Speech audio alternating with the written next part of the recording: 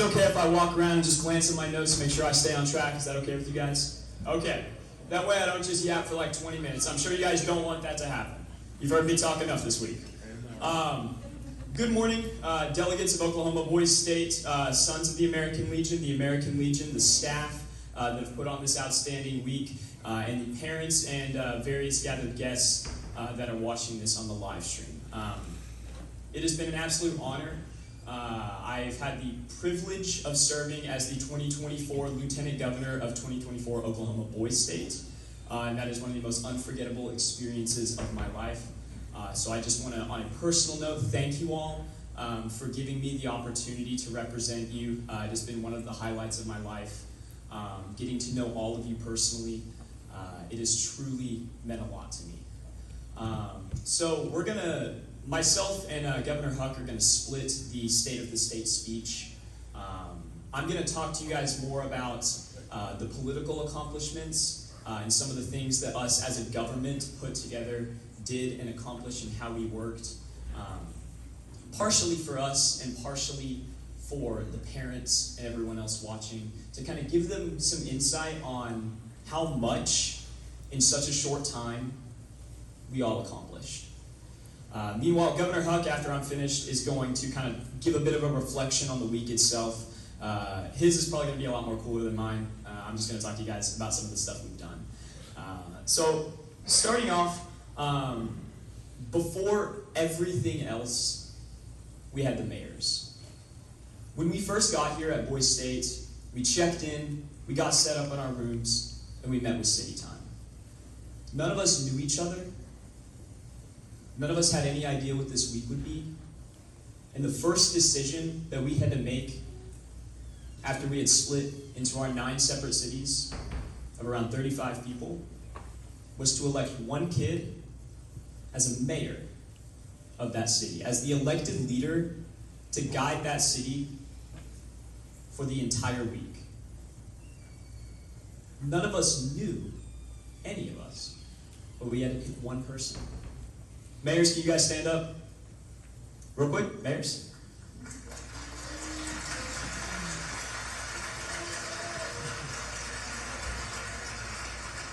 Gentlemen, think of how interesting that really is. You guys can sit down. Think of how interesting that really is, that these outstanding people stood out that much and you didn't know any of them, but you chose them to be your leader. And the mayor position is one of the most active positions here at Oklahoma Boys State. They lead cadences when we march in formation. They're the overall lead outside of just government. They keep everyone on time. They keep everyone in track. They lead city meetings. They have a special golden shirt to identify how crucial of a leadership position they have. And they also lead our municipal city councils in our government simulation. Once again, for everyone else, we elected the mayors. So it's incredibly important and it's an incredibly honorable position to serve as that. The next thing we picked was our guidon bearers. Guidon bearers, stand up. Yeah.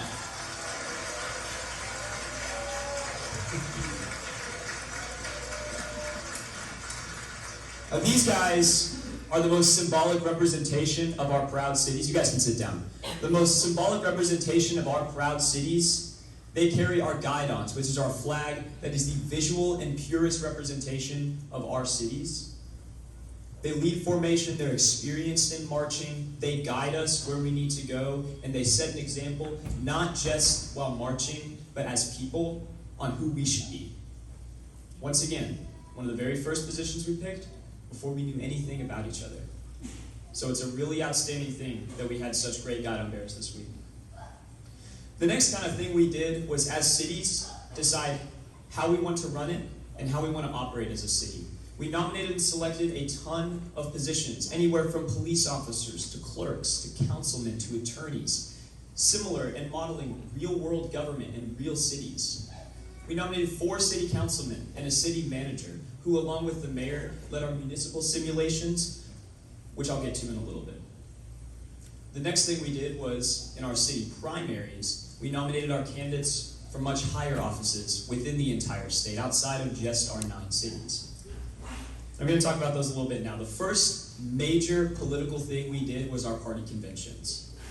Boise State was split into two parties, Boomers and Sooners. I happen to be a member of the Sooner Party, and myself, along with about half of Boise State, convened for our Sooner Party caucus, and the Boomers did the same thing. Real quick, these parties were not actually based on real-world parties. It wasn't Republican and Democrats. Just so we're clear. Otherwise, I mean, because it is Oklahoma, it would probably be a bit lopsided. But we did that. We split into those positions, and we caucused our party and elected a party chairman that would lead our elections and our nomination process as we figured out our candidates for state offices. And we set our party platform at those conventions. And this was also a time when our power was out and everything was hectic. So it was a little crazy, but we had a lot of fun the whole way. During this time, all of the cities set up nominations for each of our state offices from each party and gave speeches on why they believed they were qualified to serve in that position. It was long, it was brutal, but eventually we had our nominees from each party. I lost my city primary for governor. I wanted to run for it, and I lost it. That stuff happens. How many of you guys lost something this week? How many of you guys lost the position that you ran for? If the parents can't see it, almost the whole room has hands up. You guys can put your hands down. That's not a bad thing. We're here to lose and we're here to fail in an environment where we're able to without real world consequences. So when we're out in the real world and we have to make those real changes, then we're equipped to deal with that and we're equipped to go in and win. But after a long set of speeches and elections and voting and losing and some people winning, we eventually had our nominees from each party for state offices. And the main four were state treasurer, attorney general, lieutenant governor, and governor. The lieutenant governor and governor had a bit more of an active role as we went through the campaigning stage throughout that next Monday. We first engaged in debates here in this auditorium in front of the entire state, where the lieutenant governor nominees from both parties and the governor nominees from both parties engaged in a series of questions challenging each other on beliefs mostly related to Boise State, some even not. It kind of showcased public speaking ability and the ability to articulate opinions and the ability to serve in some of your leadership qualities. Some people did well in the debates, some people had challenges with them. Once again, we're here to learn. Throughout this whole time, people were making posters. Some people had campaign teams that put together platforms that helped them run. I know Governor Huck had a group with him working on establishing what he wanted to run for. There was a lot of word of mouth. There was a lot of politicking and a lot of campaigning and a lot of promises, because that's what we're here for. It kind of ended with the whistleblowing, in which all of the counties, which are the buildings that we stay in, split into 3 separate cities each, so 3 total counties, all convened and listened to each governor and lieutenant governor candidate come in one by one and speak to them and do a Q&A. And this was the tough part, because the debate questions were a little more friendly. The Q&A questions by 17-year-old boys, not as friendly. I gotta ask some that I'm not gonna repeat here, but the guys that were in the second room I went to, y'all need to figure out some different questions for that. But once again, showcasing our public speaking ability, showcasing the ability to answer tough questions and where we stood and where we believed. And this was all preparing for the general election to finally decide our highest state offices. On Tuesday, those election results came in. I was happily and very proudly elected lieutenant governor, and Governor Huck was elected governor. And the second that started, everything had finally clicked in place. We had our city positions figured out, we had our state offices figured out, and now it was time, after about 3 days in, to run the government. Now, while everything was getting figured out in the executive branch, which we'll get to later, the municipal governments were hard at work. The city councils, the city manager, the clerk, and the mayor convened and started working on problems concerning local government. They handled tornadoes, they handled budgets, they handled real-world problems that adult, full-career politicians go through in a simulated environment. Some cities did well. Some cities kept their budgets up. Some cities embezzled $1.8 million and went into debt, which, yeah, y'all proud of that? All right, TL Smith City, I see you. And while the municipal governments and the city governments were working hard, establishing their more localized government, the state government was hard at work convening. And I'm going to tell you guys a bit of the story about the state government with a bill. And we're going to take that bill throughout the entire government. So it starts off in the legislative branch. We had a House member working alongside with one of our secretaries in the executive branch, which we'll get to in a little bit, write a bill about mental health. And that bill called for a website to be established that listed all counselors in the state of Oklahoma by the insurance that they took, by their location, if they were virtual, by their cost, making mental health access easy in a world where mental health is in a weaker state than ever. Again, while we're talking about all this, 17-year-old boys, 4 days in, never done any of this before. And in the House and Senate, while this bill was being written up and prepared, they were electing President pro tempore, various other positions, Speaker of the House. They were establishing committees to discuss these bills, propose them on the floor, debate them, and eventually vote on them. And so our mental health bill, it comes through, it's debated, gets passed in the House, moves on to the Senate, gets debated, gets amended, goes back to the House, gets debated, gets passed, finally goes back to the Senate, gets voted on, and gets passed. During this time, since it is a mental health bill and something that we care a lot about in the governor's cabinet and something that we are working on pushing policy for, we've had several of our members of our cabinet go and lobby for this bill. Go up to the House, speak on the floor, and say why they think that this bill should be passed and advocate for it. Again, 17-year-old boys.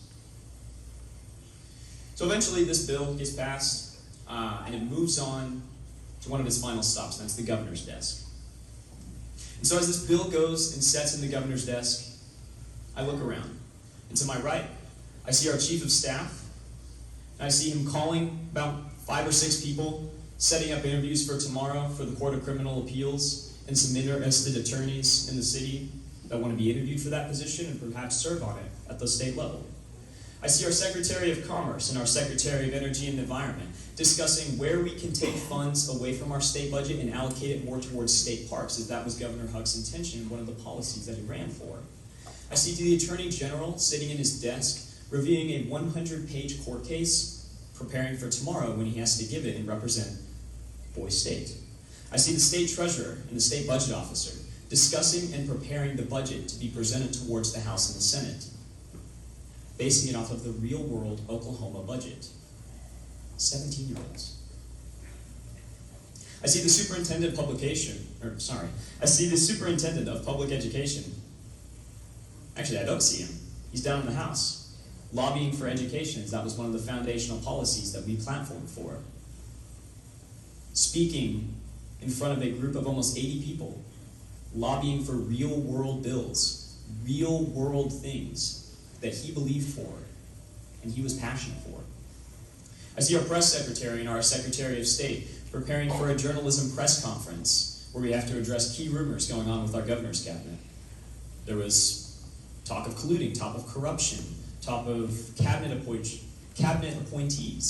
all being from the governor's city. And we had to address that. We had to figure out how to address that to our reporters.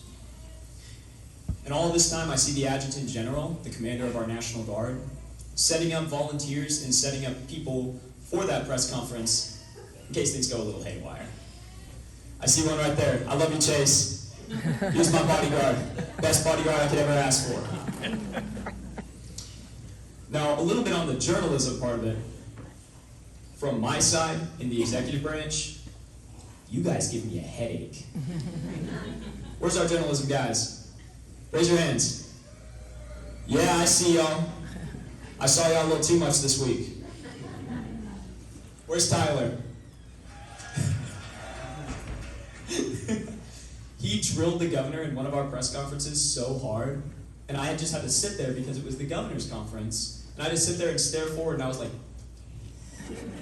he's getting cooked. So in the journalism school, while we were preparing for more executive stuff, more legislative bill-based things, all the folks in the reporter room were busy understanding how reporting works and how to effectively do it. They were editing actual news conferences that are on display on our delegate website. They were preparing for press conferences. They were finding whistleblowers to interview for stories going on in the government.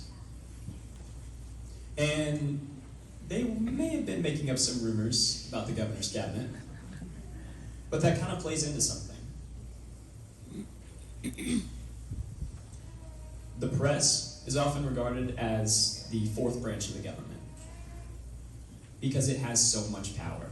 And I think what we realized this week is one of the most important things was the press this week, because it has so much power. Media has so much power to influence you in both good and very often bad ways. If you believe just one source,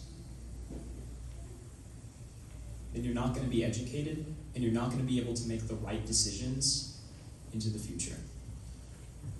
And as as reporters, if some of you guys want to go into that field, you might want to realize the power that that truly has on public influence, on actual policies. We have things, maybe good ideas, that because the press disagreed with, they didn't get passed in the House. And sure, it's a simulated environment, but that stuff happens in the real world. Based on what you see in headlines, things that may help people may not go through that kind of stuff. So think about that. So this bill gets passed, gets signed by the governor, and finally, its last stop, the judicial branch. Our Supreme Court, which elected its own Chief Justice, has to review the bill, make sure it's constitutional. And while some of the Supreme Court justices are reviewing the bill, researching the United States Constitution, its various amendments, and various laws within the Oklahoma Constitution as well, to find out if the bill is right and if the bill should be decided as constitutional. Various other things are happening in the court system. People are getting arrested. Our sheriffs and our police officers are arresting people for violating city ordinances and state statutes and state laws. They're getting brought towards the court. They're having cases. Attorneys are trying people. We even had a staff member get arrested. I don't know where Damien is, but that was a scuff trial, that's for sure. But think about it. In 1 week, we had a full-fledged, fully functioning government. 17-year-old boys. 17.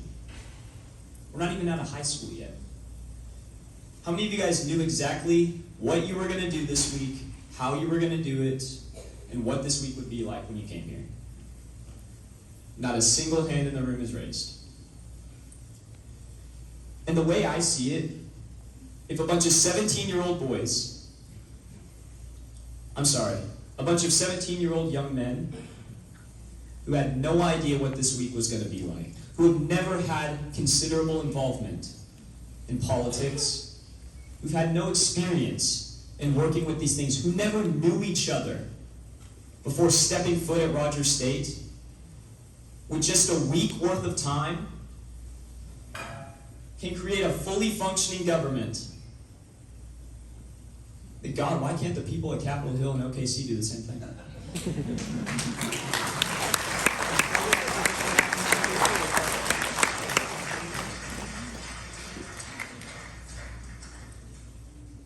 So as we go out into the real world, all I can do is I can encourage you to do that same thing.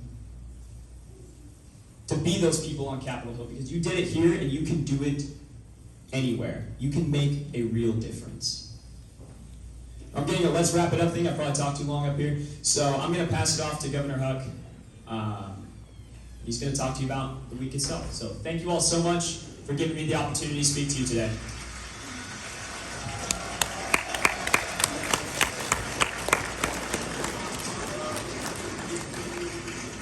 Lieutenant Governor Johnson, ladies and gentlemen, I have the pleasure of introducing to you the gentleman you elected as the Governor of Oklahoma American Legion Boys State, Mr. Luke Hutt.